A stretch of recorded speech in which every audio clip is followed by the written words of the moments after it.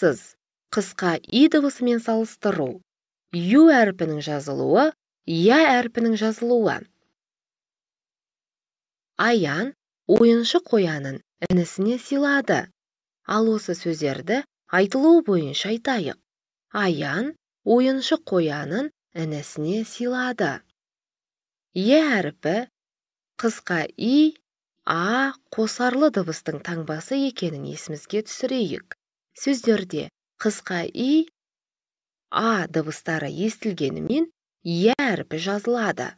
Аян, аян, қоян, қоян. Қысқа и дыбысы дыбыстарынан басқа дауыстылардан кейін ғана жазылады. Бірақ сый, тый сөздерінен тараған сөздерде қысқа и әрпінің алдынан әрпі жазылатынын есімізге ұстайық. Қысқа и дыбысының жазылу емлесі. Тый, сый. Тыйым, сыйым, тыйған, сыйлық, тыйылу, сыйды, тыйылдыр, сыйлады, сыйымды. Сөздің басында иемен, иот деген бір-екілі сөздерде ғана жазылады.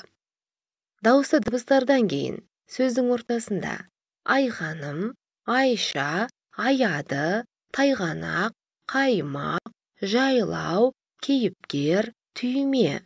Сөздің аяғында алмай, торғай, терейін, таңдай, қарағай, күнекей, мұнтаздай.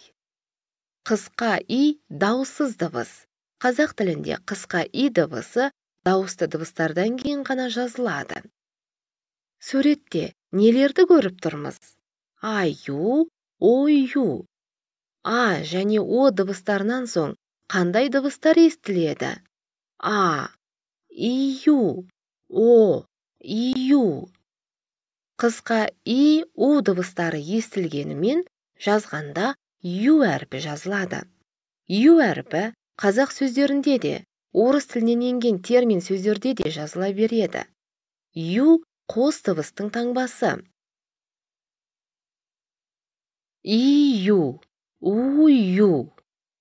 Ию, ую. Ю, үйу, үйу. Жаю, жаю. Кею, кею. Қою, қою.